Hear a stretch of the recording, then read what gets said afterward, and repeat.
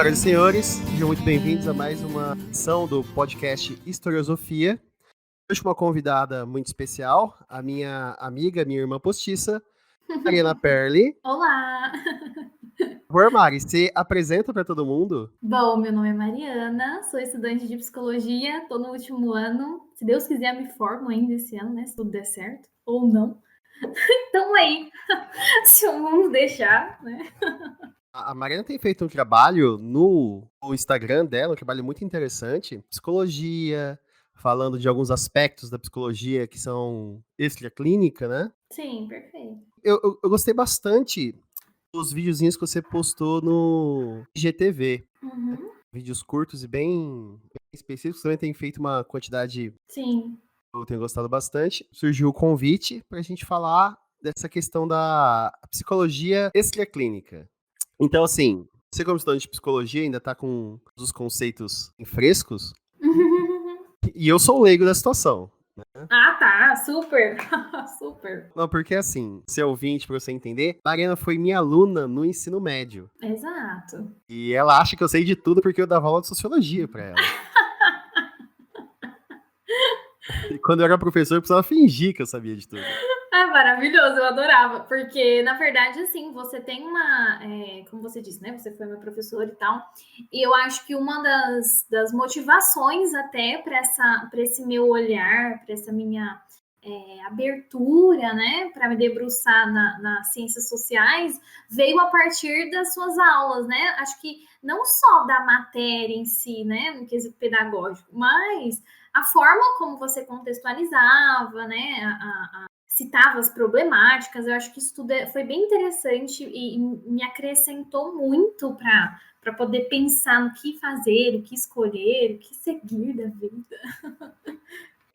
Eu já dei aula no estado de São Paulo, atualmente eu dou aula no Mato Grosso do Sul. Como elogio, primeiro que era uma escola excelente, uma escola maravilhosa, uma escola referência, a escola de Tupi Paulista, né, a SENI. Sim. E outra coisa que matéria do governo, que é esquematizado para trabalhar dentro da sala de aula, ajuda bastante. Assim, eram várias situações. Um bom currículo, numa excelente escola, com uma excelente equipe gestora, com uma equipe pedagógica maravilhosa e bons alunos. Sim. Foi o melhor dos mundos.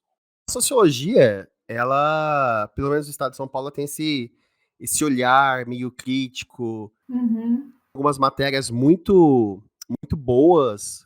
O currículo do estado do Mato Grosso do Sul, não que ele seja completo, mas eu sinto um pouquinho de falta quando eu dou aula de sociologia, o caderninho do aluno, porque o caderninho do aluno agiliza muito a nossa vida como professor. Agora que eu já fiz um elogio ao governo do estado de São Paulo, e aí você decidiu fazer psicologia.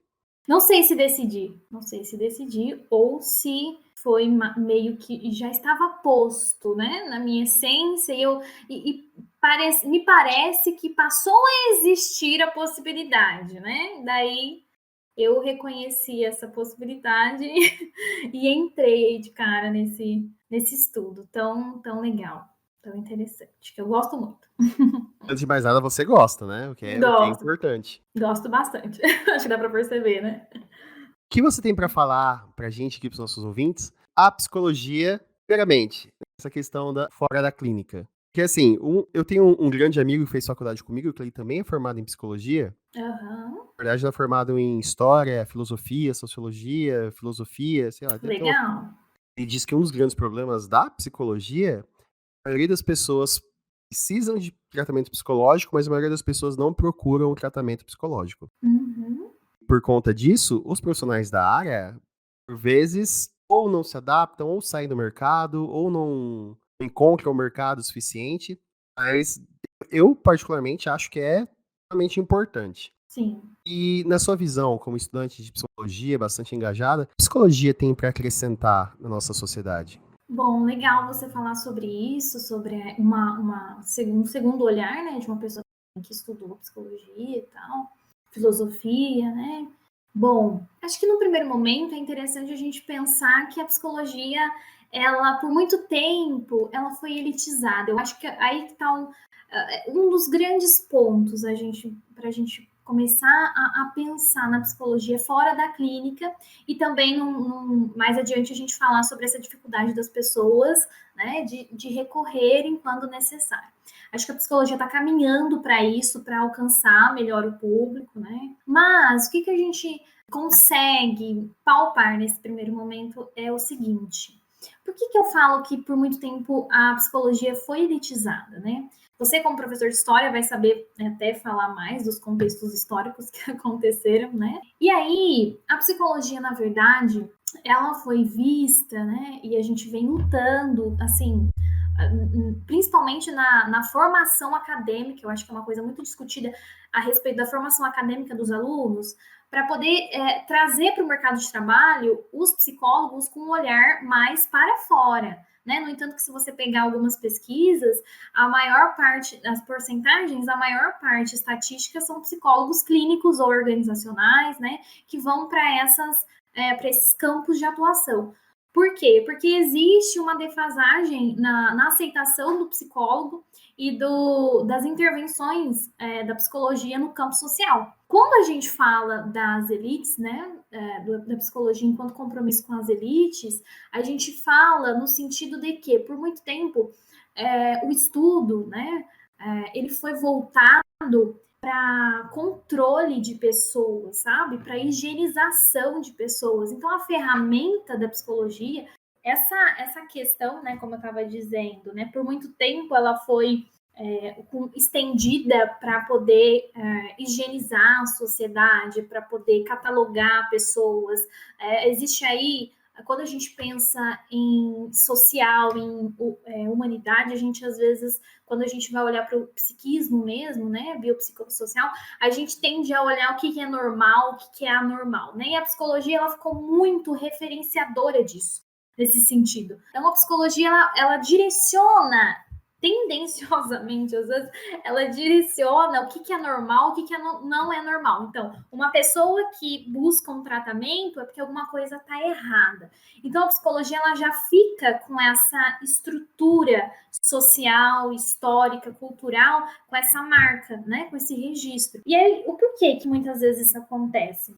Quando a gente fala, por exemplo, no período da colonização, né? Você vai saber até falar mais disso, da colonização no Brasil. A busca era por controle dos indígenas, por exemplo, como uma forma de deixarem eles mais dóceis para que pudessem compactuar com essa colonização, colaborarem na exploração de territórios. E aí, a história ela é marcada por essa tentativa de controle com fins lucrativos, né? E sempre com essas pessoas mais vulneráveis, né? Com esses contextos muito mais vulneráveis, digamos assim. E aí, isso deixou marcas até hoje. A gente vê isso fica muito presente nos dias atuais, né? E aí, a psicologia, enquanto ciência, ela tem o dever de analisar esses fatores para que esse olhar ele seja modificado, ele seja melhor estruturado. Então, assim, a maioria dos sistemas impostos socialmente, aí a gente fala dos sistemas, instituições, né? Igreja, né? A religião, às vezes até a política, né? Ele vem muito com essa coisa enraizada de controlar a sociedade, de buscar uma padronização, de tirar os desvios, né? Por exemplo, quando a gente vê na época, quando passa da colonização, vai para o império, né? Aí depois, eu não sei se está certo isso, né? Se é assim. Aí nesse momento de Brasil Império, por exemplo, né? É onde começa a psicologia, ela, na verdade, assim, não a psicologia em si como ciência definida e reconhecida, né? Na verdade, mais no campo da medicina. A medicina buscou muito, né, na psiquiatria e tal, esses métodos mais organicistas, ou seja, para que tirassem da sociedade as pessoas que pudessem estar atrapalhando o desenvolvimento social, digamos assim. Então, por exemplo, a gente vê a formação dos asilos, né, que lá eles colocavam as pessoas que poderiam ser loucas, digamos assim, consideradas loucas, uma forma de limpar a sociedade. Colocavam os moradores de rua, as pessoas que pudessem ali não estar gerando, e aí é onde entra, até depois da industrialização, né, a questão de produtividade, que fica muito enraizado na nossa sociedade, isso culturalmente, essa questão da produtividade das pessoas, que aí surge muito a partir disso. As pessoas que não são produtivas, elas não são aceitas na sociedade. Então ficou um grande tabu. Por que a psicologia ela foi elitizada? Porque os maiores, né, os grandes, as pessoas de maior poderio, elas acionavam essa possibilidade de pensar na psicologia, né, nesse estudo, nesses métodos, como uma forma de catalogar as pessoas e normatizar o social, normatizar o meio. Ou seja, as pessoas que não produzem, as pessoas que dão trabalho, digamos assim, as pessoas que não funcionam da forma como deveriam, segundo um aspecto catalogado, não que isso seja real. Tá? Essas pessoas deveriam ser excluídas da sociedade, essas pessoas não deveriam estar na sociedade. E isso, né, no período onde o Brasil, mais especificamente, né, onde as indústrias vieram, as cidades começaram a crescer, e aí começou muita gente aparecendo aí para jogo e tal. Aí é onde começa a prostituição, aí é onde começa as doenças, né? Em larga escala. E aí é onde começa, digamos assim, entre aspas, né, a desordem social. E aí, essas pessoas que têm um interesse capital, elas não aceitam que a sociedade esteja assim. Elas não dão conta de lidar com a possibilidade de conviver com diferenças, com a possibilidade de conviver com realidades distintas, porque isso no campo social a gente entende em vários aspectos econômicos, a gente entende, não é porque uma pessoa, aí entra na questão de oportunidades, né, de cada ser humano, de cada família, então isso vai para um contexto mais amplo. No final do século XIX, começou a coisa da república. A psicologia moderna é do século XIX, não é? Não, assim, foi quando a psicologia, ela, como eu disse para você, né, reconhecida. Ganhou status de ciência, né? Porque eles tiveram né, como eu disse, a elite, ainda assim, a elite teve o interesse nesse estudo, por quê? Primeiro, foi quando começaram a surgir os testes psicológicos, na época de guerra, essas coisas, assim, sabe? E aí começou a existir os testes psicológicos, depois eles inseriram nos processos educacionais, para poder ver os desvios também relativos à aprendizagem de aluno. Aí é onde entra a psicologia do desenvolvimento, mas tudo muito voltado para uma psicologia muito ostracismo, sabe? Um olhar muito para normatizar a população. Um olhar nada humano. Inclusive, em uma das nossas discussões dentro da sala de aula, né, do ambiente acadêmico, essa luta que nós temos enquanto eu, né, futura profissional, de humanizar real as pessoas. Por muito tempo, como eu havia dito, a medicina, um olhar mega organicista, né? Então, tipo assim, os médicos da época, acho que hoje a medicina vem evoluindo, mas também tinha esse olhar, sabe? A medicina também tinha esse olhar de, eu não sei se posso nem dizer preconceituoso, mas talvez bem de higienizar também, sabe? E isso é muito recente, na verdade, Bruno. Esse olhar humanizado para as questões sociais, para as pessoas, ele é recente, ele é algo que vem sendo trabalhado, não é algo que aconteceu do nada, né? Do nada agora a gente. Então, quer dizer, a gente vem trabalhando aí a partir de estudo, a partir de pesquisa, a partir da experiência do contato com os indivíduos, essa mudança social, por que a sociedade anda tão adoecida? E aí eu volto a dizer, com essa marca que nós temos social de exigir das pessoas essa coisa de produtividade, que isso é muito enraizado na sociedade, isso adoece muito as pessoas. Porque aí é onde entra, que eu acredito que seja um dos grandes olhares. A produtividade, ela é muito catalogada. Então, o sujeito, ele tem que produzir tanto para ele ser considerado bom. E aí, é igual a quando a gente fala para o contexto pedagógico, educacional, um aluno, ele tira 10. né? Mas 10 nas habilidades que a gente... todos os alunos têm que ter a mesma habilidade para tirar 10. Todos os alunos têm que se desenvolver da mesma forma. E aí, o que a gente está fazendo? O que a gente está fazendo quando a gente possibilita essa realidade? A gente está sendo excludente, porque a gente sabe que cada indivíduo tem um funcionamento. Eu não posso exigir as mesmas coisas de todas as pessoas, porque cada pessoa ela é completamente individual, ela é singular nas suas concepções, na sua formação biopsicossocial. Nossa, que orgulho dessa minha aluna, gente. Sua formação biopsicossocial. Nossa. Você viu, menino? Olha só. Caramba. Então, assim, Mari, só pra entender um pouco melhor, porque a gente combinou de conversar, de gravar um podcast. Eu realmente não olhei nada. Maravilhoso. Eu vou ver o que dá. Vou lá e vamos ver o que sai dessa conversa. Eu já tô aprendendo mais nesses minutos conversando com você do que estudei muito psicologia, né? Assim, o que eu sei sobre psicologia? Se eu não me engano, já é da Idade Moderna, o termo psicologia, apesar dos gregos já se referirem às questões psíquicas, né? Tanto que a palavra psico é alguma coisa ali em Platão, falando de questões psíquicas, né? Ligadas à alma e blá blá blá blá blá blá.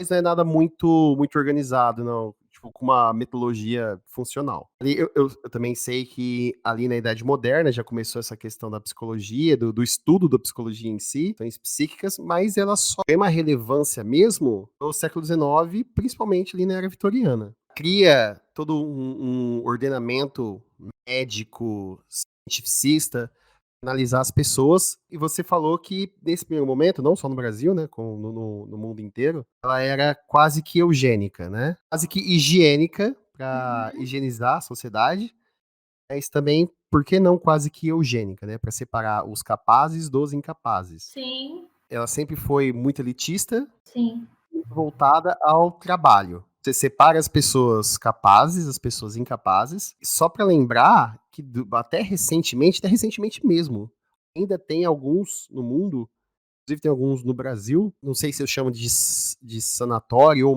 manicômio, não sei se são sinônimos, onde as pessoas consideradas logicamente incapazes é basicamente um depósito de pessoas conquistas pela sociedade, né? Exato, perfeito. Então, durante muito tempo, a psicologia ela surgiu muito mais separação entre pessoas consideradas normais, capazes, as pessoas consideradas incapazes e, portanto, anormais. É isso que eu entendi. Eu tô indo no caminho? Isso, perfeito. Exato. Aí você citou uma coisa que me chamou a atenção, porque como eu continuo em sala de aula, sou apaixonado pela sala de aula, você falou que o aluno que tira 10, as habilidades queridas para tirar um 10, ele é um bom aluno, mas isso deixa de levar em consideração o desenvolvimento, e eu adorei essa palavra, o psicossocial do jovem. E a gente costuma dizer em pedagogia que cada um aprende no seu tempo e do seu jeito. Alguns sistemas de avaliações, principalmente esses mais conteudistas, não levam em consideração as habilidades individuais do aluno. A psicologia, ela tem ferramentas para analisar esse tipo de nuance, esse tipo de realidade do aluno, da sociedade, dos indivíduos. Sim, legal. É legal mencionar. Então, é o que a gente vem discutindo, né? Esse olhar da psicologia para essas questões, né? Porque quando eu falei para você da psicologia fora da clínica, o quanto que isso é interessante de ser falado, por quê? Porque as pessoas entendem a psicologia muito como psicólogo que atende, né? Na clínica, né? Bonitinho e tal. E aí a gente às vezes não consegue entender a profundidade dos métodos, né? E da ciência enquanto estudo, enquanto filosofia em si, porque se foi acostumado, né? Como eu trouxe aí um pouco da psicologia nesse campo histórico, né? Nesse contexto histórico social. E aí hoje, quando você me fala se a psicologia ela tem métodos, né? Se ela tem, né? Eu falo para você que a psicologia ela tem a possibilidade, né? Por meio da sua ciência, por meio da ciência, de humanizar. que é o que a gente vem lutando para ser feito. Enquanto estudante, eu digo, né, que eu quero muito sair da faculdade, me formar e continuar com esse olhar, lutar por esse olhar. Aí a gente vê os campos de atuação do psicólogo educacional, né, o psicólogo escolar, que vai trabalhar aí essas questões pedagógicas, né? Nós temos aí a neuropsicologia, enfim, são vários campos de atuação para promover realmente esse olhar considerando o contexto e a realidade do indivíduo. Porque uma coisa muito interessante, Bruno, para a gente conseguir compreender, por exemplo, quando a gente fala do quesito saúde mental. O que é saúde mental? Existe um conceito, sim, de saúde mental. Você pode pesquisar no Google que você vai encontrar o que é saúde mental. Você vai achar lá. Mas eu super acho que existe, sim, um conceito. Apesar de eu ainda... isso é uma coisa até que eu fico com um pezinho ali fora ainda, porque eu acho que a gente tem que tomar muito cuidado com alguns conceitos prontos, porque, assim, é muito difícil, no meu ponto de vista, tá? Tô dizendo a minha opinião real, sincera, a gente tentar direcionar algo a alguém. Às vezes, a psicologia, eu acho que ela tem um pequeno problema nisso que precisa tomar muito cuidado. Que ela já direciona, né? Não é que ela tenha a possibilidade de direcionar, ela já direciona. No momento que ela consegue identificar uma pessoa que precisa de um tratamento e uma pessoa que não precisa, ela já está direcionando. A partir do momento que ela coloca uma forma, um conceito para poder ser seguido, ela já está direcionando. Então, eu acho que isso deve ter assim, um olhar um pouco mais delicado, mais atento, para que a gente não entre em tudo nessa conceituação. Aí é onde eu falo que a fenomenologia, né, que é uma das abordagens da psicologia, que ela tem uma fala de Epoquet, que é suspender os nossos conceitos para poder olhar para o outro. E eu acho que muitas vezes é necessário a gente fazer isso, inclusive... Esse conceito ele é comum também na sociologia. E filosofia. Esse esfriamento e afastamento. Porque quando eu falei da saúde mental, por exemplo, Bruno, eu posso até falar, gente, saúde mental no campo psíquico, tá? Aí é onde eu devo especificar, né? Eu posso falar, saúde mental no campo psíquico pode ser isso. Mas a gente sabe que o indivíduo ele é formado pelo biopsicossocial. Então, posso falar da questão psíquica, mas eu devo considerar o bio e o social. Por quê? Se existe um sujeito que eu coloco para ele que saúde mental é isso, aí vamos supor que dentro dessa fala, eu considero que saúde mental, a pessoa precisa fazer atividade física, por exemplo, para que ela possa estar saudável, porque isso faz bem para o organismo. Sim, isso é comprovado, faz bem, atividade física. Mas aí eu tenho um social. Digamos que esse indivíduo, ele é cadeirante. Nossa. Aí ele vai olhar para minha cara e vai assim, tá, aonde que eu vou fazer exercício físico? Com quem que vai me ajudar a fazer exercício? Né? Então, existe um social que precisa ser olhado. Então, por isso que eu falo que a psicologia tem um compromisso que não é só com a individualidade. Ela precisa olhar o social, o contexto. Como que eu posso falar que saúde mental é isso para uma criança que passa fome? Se ela não tá comendo, ela vai ter anemia. Você entende? Que como que uma criança que passa fome vai ter saúde mental? Aí eu entro numa discussão que é o seguinte, que é uma coisa até que acho que ficam bravos comigo às vezes. Você causa, né? Você é menina do fogo no parquinho. Por quê? Mas é uma coisa que fica tão em mim, eu não consigo segurar. Porque assim, a gente, quanto psicólogo clínico, tudo bem a gente fazer valer a saúde mental no campo psíquico, tá? Emocional, tudo bonitinho. Na clínica, super funciona. É assim, a gente consegue fazer esse trabalho. Mas o psicólogo social, se ele fizer isso, ele tá sendo excludente. Porque ele precisa ter um compromisso social.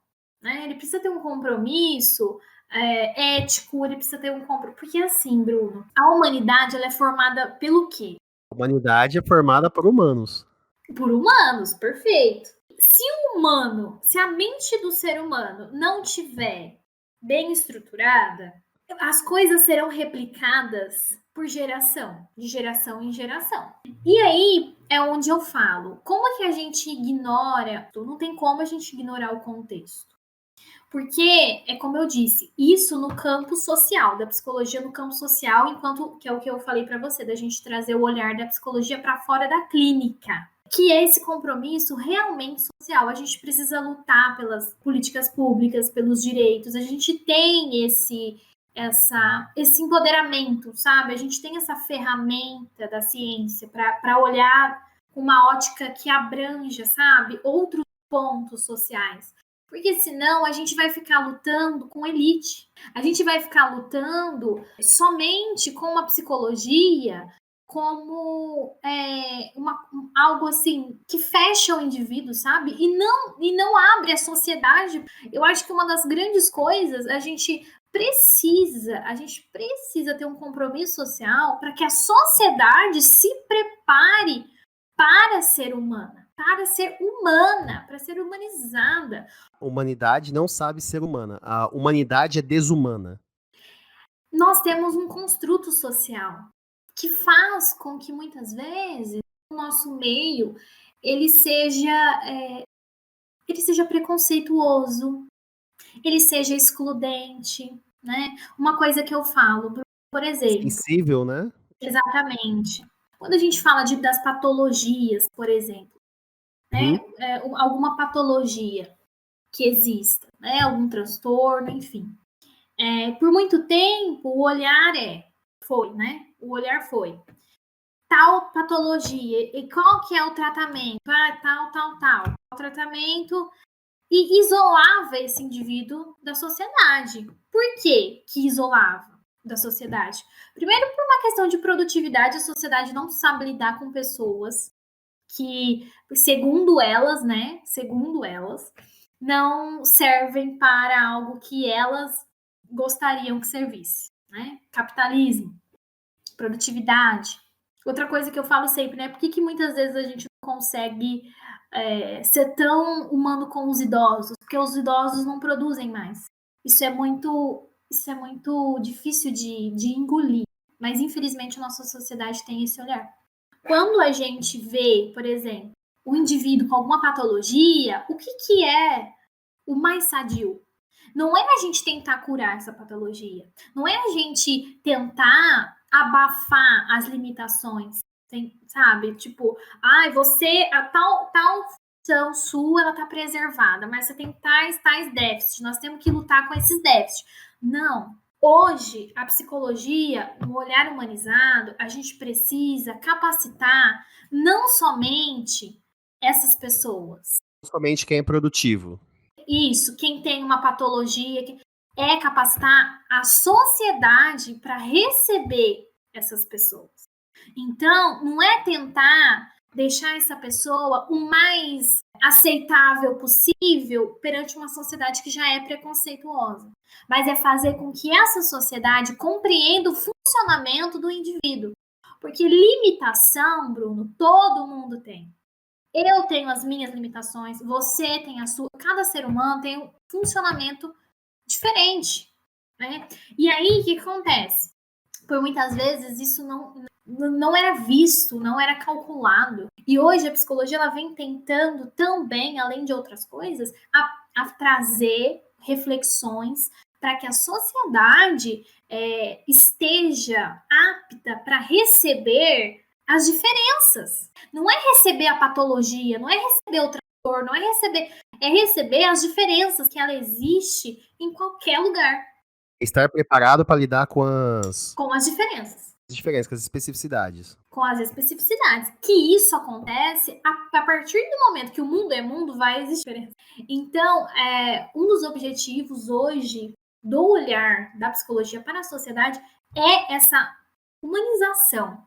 Então, quando eu falei para você, saúde mental, relacionar além do psíquico, né, do conceito de saúde mental para a psique humana, mas também o bio e o social, porque a gente precisa capacitar o social e a gente precisa considerar o bio de cada indivíduo para poder constituir uma sociedade inclusiva e não exclusiva. E isso tem sido muito difícil.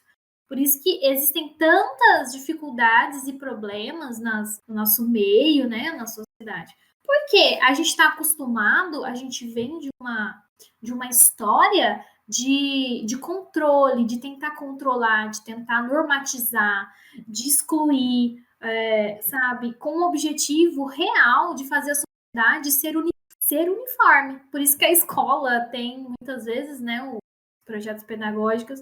Agora está mudando até, né? Mas se a gente pegar uns anos atrás, era muito uniformizado, o aluno tinha que ter, assim, eu lembro até da época que na escola, assim, uma crítica, tá?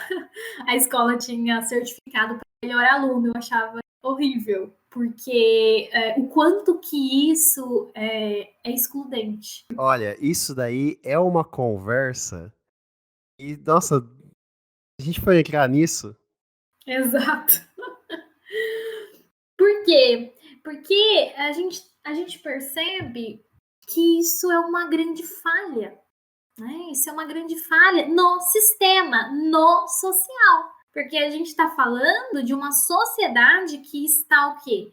Ela está alimentando a exclusão, né? Achando que ela está fazendo algo positivo, mas na verdade ela está alimentando uma exclusão. Só uma análise de caso, eu trabalhei numa escola particular entre 2016 e 2018, e lá tinha essa questão do aluno de destaque, certificado de melhor aluno, tudo tal.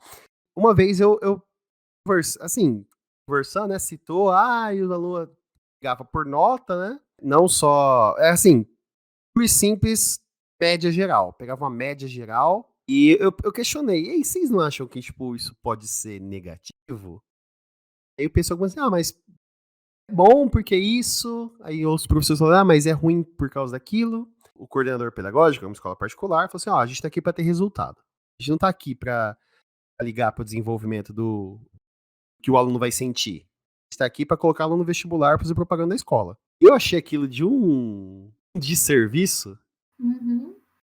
Realmente, os alunos disputavam. Tipo assim, putz, olha só, por meio ponto eu não pego o segundo lugar, por meio ponto eu não pego o primeiro lugar, porque era o primeiro, segundo, terceiro aluno com a maior média. Imagina a ansiedade, né, que isso não gera. Nossa, eu cheguei a ver aluno e falar assim, fui mal em português, não vou nem pegar o certificado, nem aí pro resto das notas, entendeu? Uhum. Tá vendo até que ponto vale. Eu já vi outras escolas fazer isso com base multifatorial, né? O aluno tinha que ter as notas azuis, mas ia ali o interesse, o quanto ele participava, o quanto ele perguntava, o quanto ele contribuía para a aula, o quanto o comportamento dele em aula era positivo. E aí eu achei um pouco mais justo porque avaliava outras situações, não a puramente conteudista.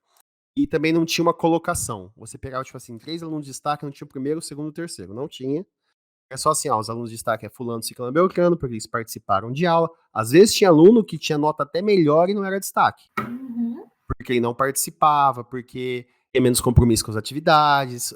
É que só estudava na dele, ia lá, tirava tipo um monte de nota boa, ele não era um destaque, ele era um aluno muito inteligente. Mas ele não desenvolvia todas as habilidades.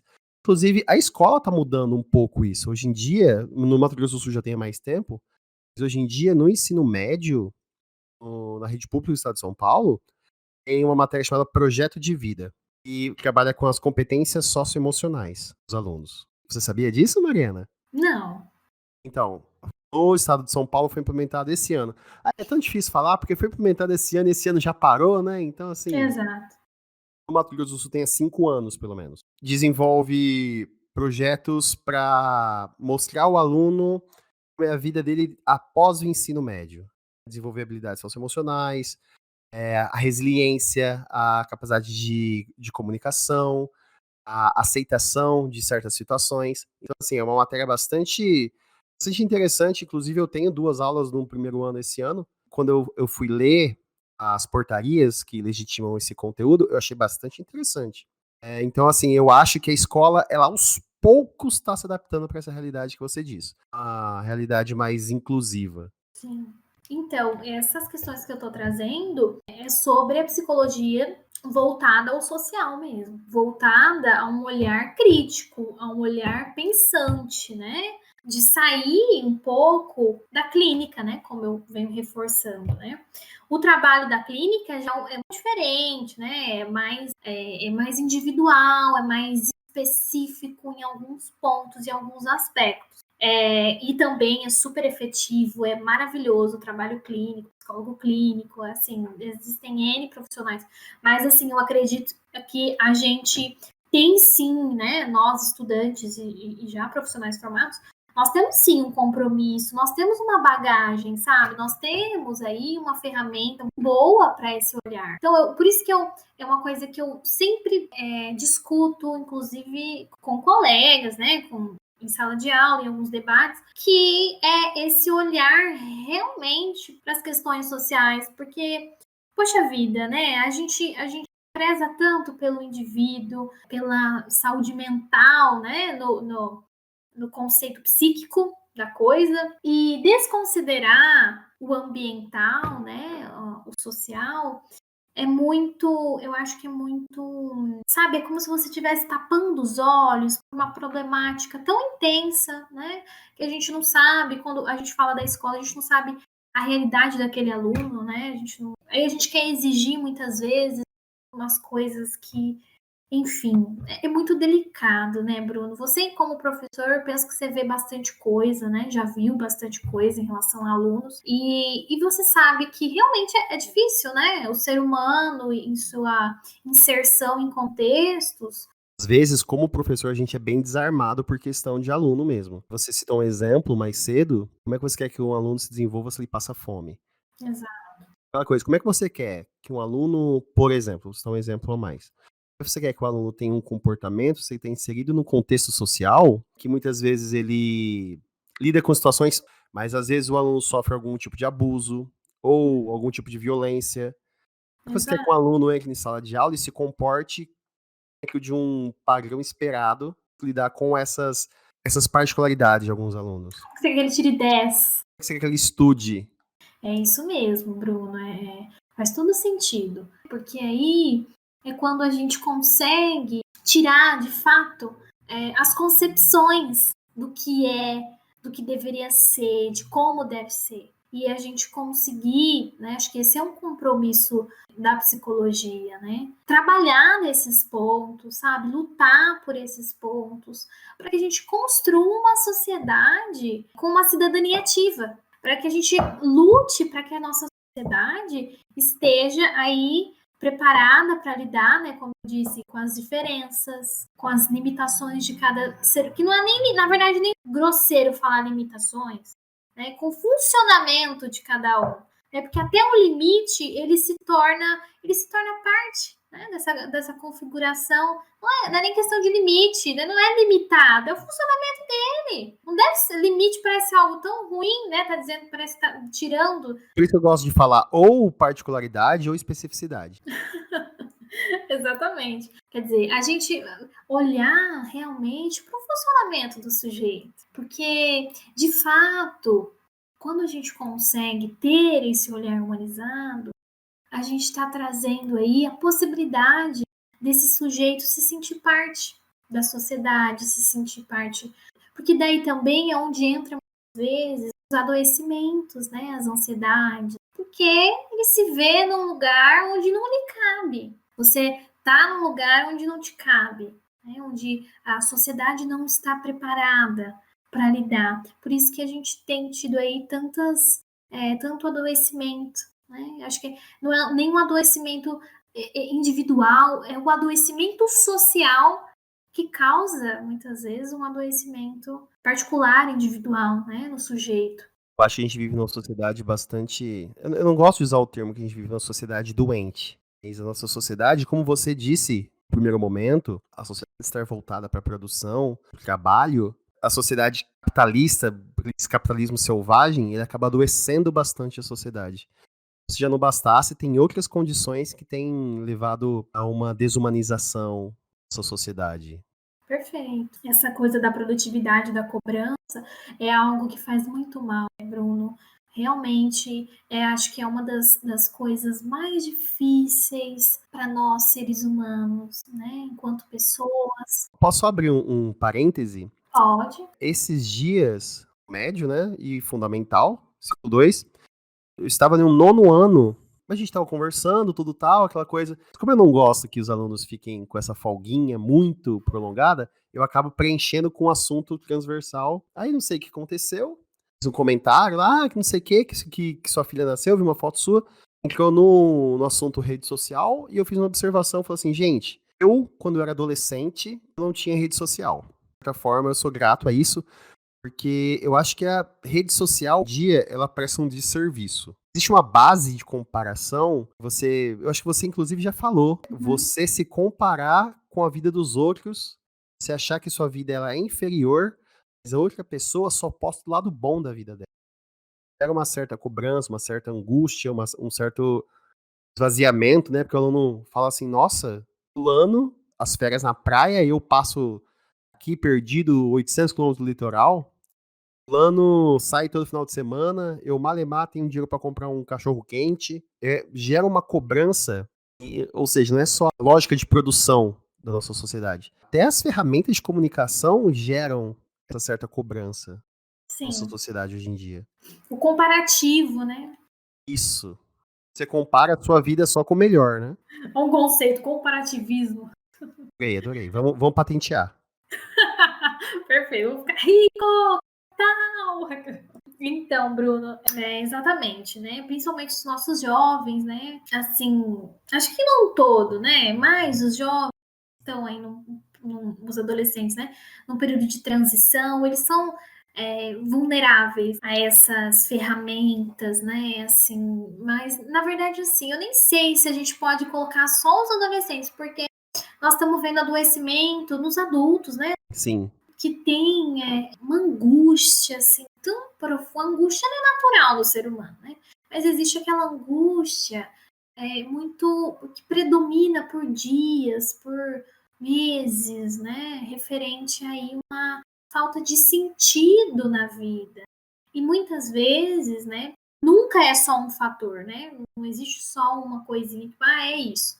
Mas, assim, uma das coisas hoje que vem trazendo esse adoecimento é esse comparativo. Olhar para fora, né? Eu até publiquei esses dias, ou acho que foi ontem que eu publiquei, né?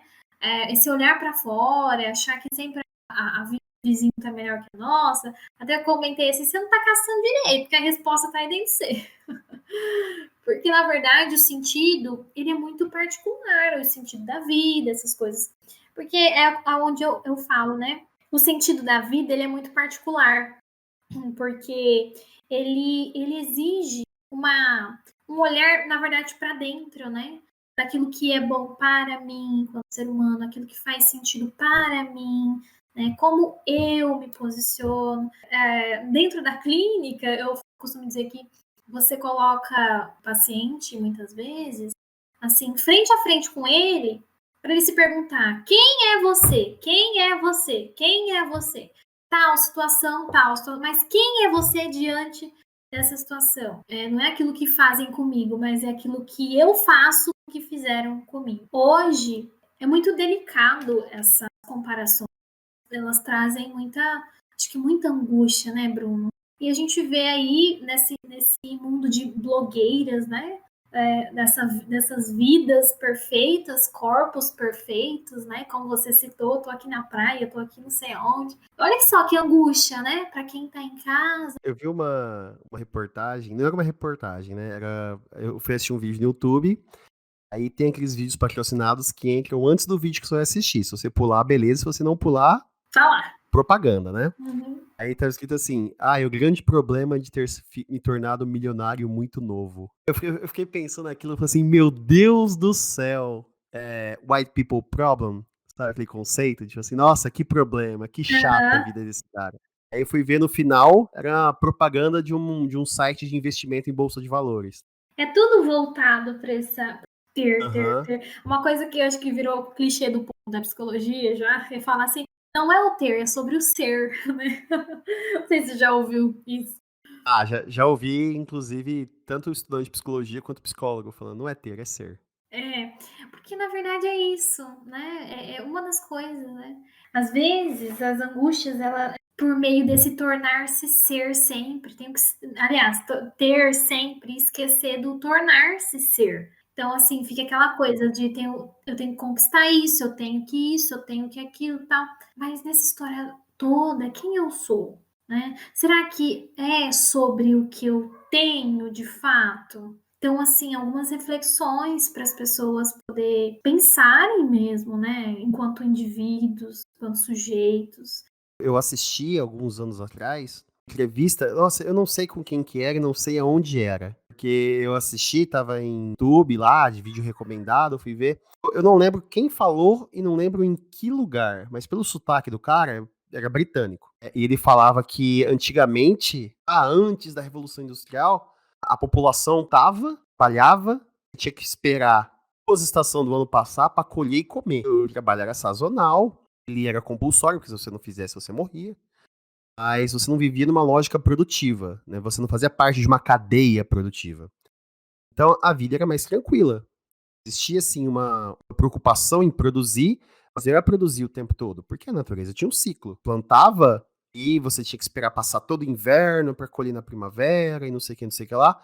Depois da Revolução Industrial, a cobrança que você tem que produzir 10 sapatos para vender, você ganhar o lucro de um. E o cara que te paga o salário ficar com o lucro dos 9. Então, a nossa sociedade está muito transformada. Essa questão do ter, do produzir e ter que fazer, aí no final o cara falava assim, agora a gente vive numa sociedade, a gente gasta todo o nosso tempo, ganhar dinheiro para comprar coisas que você não vai ter tempo para usar. Tá trabalhando. Exato. É muito delicado, né? Porque, na verdade, é só a gente olhar para nossa sociedade que a gente vai ver. Né? Porque, assim, e o quanto que é difícil para nossa profissão, né? Minha futura profissão, no caso, deixa eu me retratar, porque vai que você vai e eu nem consigo o CRP já me tira, né? Então, Estou exercendo, não estou exercendo, não estou calma. exercendo. Estou aqui enquanto estudante de psicologia. Para lidar com tantas coisas que a sociedade vem sofrendo. E assim, gente, não tem como hoje você olhar e você não fazer acho que um olhar histórico, né? Um olhar para a história, um olhar para o sócio mesmo, né? Por isso que eu acho linda a importância. Nossa, eu sou apaixonada pela importância do social. Nossa, meu Deus do céu, eu sou defensora do social. Gente, porque assim. Inclusive, quando eu te chamei, assim, Mari, vamos gravar um podcast comigo? Eu pensei que você ia querer falar da parte mais da psicologia, igual alguns vídeos que você postou no IGTV, seus stories, tudo tal. Você falou assim, não, vamos falar da importância a importância da psicologia no social. Eu falei assim, meu Deus, o que é isso? Eu não tô entendendo o que ela quer falar. O que passou pela sua cabeça? Me conta. O que você imaginou? O que a psicologia tem a ver com a sociedade, né? Tipo isso. Que orgulho, gente. Eu dei aula pra essa menina, viu? Olha só. Eu não tinha ideia do quão profundo podia ser a análise de relacionar psicologia com essa questão social. Eu, como historiador, e bastante sociologia, a gente pensa muito no macro, sabe? A gente pensa muito na sociedade. Não Uhum. pensa muito no indivíduo. Tem algumas contribuições ali que tem alguns momentos que se cita. Tem um termo, não uso muito porque ninguém entende. Zeitgeist. É um termo em alemão. É um termo em alemão que fala do o conjunto de pensamentos de uma época. De questão filosófica, social. É o conjunto de pensamentos de um grupo em determinado período da história. Em alguns momentos, a gente voltando lá no começo, quando você falou que a psicologia era usada pela elite de forma eugênica e higiênica, era um pensamento da época. Perfeito. Porque eram os interesses de um determinado grupo, Sim. com determinada ideologia, Com num fins determinado lucrativos. contexto. Exatamente, né? Então, assim, hoje em dia, o pensamento da época, a psicologia, ela é muito diferente e tem essa questão social. E eu só fui capaz de contemplar agora nessa nossa conversa. Que legal, olha só que legal. Viu? Olha só. Você imagina, mas o que será que ela vai falar do social? Né? Eu fiquei imaginando, o que tem a ver psicologia com a sociedade? Nada a ver, meu Deus, como? Faz todo sentido, olha só. E agora fez sentido, né? Passou a existir Exatamente. um sentido, olha que legal. Gostei, muito bom. Então, mais alguma coisa para fazer um fechamento? Sim, eu só vou fazer um fechamento dizendo assim, que a psicologia como profissão, ela não tem um objetivo, ela não deve ter um objetivo corretivo, ela não deve buscar uma correção. Muito pelo contrário, ela deve ser um trabalho que possibilita um olhar humanizado, tanto para o indivíduo quanto o indivíduo em grupo. Então, assim, que a gente consiga, a partir dessas reflexões, olhar a psicologia como um campo mais aberto e de compromisso social, que é para isso que a gente, enquanto estudante, né, eu digo, e alguns profissionais já vêm lutando. Entendi perfeitamente. Mari, antes de mais nada, minha querida Mariana Perli, eu já vou deixar um convite para você voltar aqui, porque eu acho que a gente tem muito mais para conversar sobre isso. Com certeza, adorei. Convido você a fazer parte da minha esfera de podcasters. E muito obrigado, querida, por aceitar o convite, tá bom? Eu que agradeço. Nossa, eu fiquei super feliz com esse convite. Eu me senti érrima. Próxima vez, eu vou pedir uns negócios mais complicados pra você. Eu vou exigir mais de você. Ai, meu Deus do céu, misericórdia. Isso tudo que eu disse é super exigido, super exigente. Como que fala? Super, sei lá, super difícil. Complexo, com certeza. Complexo. Quando você começou a falar, eu falei assim, gente, o que a Mari tá falando? Muito específico isso. Então, Mari, muito obrigado por aceitar o convite. Eu que agradeço. Fala aí, por favor, como acha você nas redes sociais? Bom, meu perfil no Instagram é @mariperli, normal, mariperli. Vou deixar aqui, fixado. No Facebook, Mariana Perli. É isso. Muito obrigado, então, querida. Eu que agradeço. Até a próxima. Até a próxima. Mari, muito obrigado. Foi muito legal a conversa. Foi, né? Arrasemos!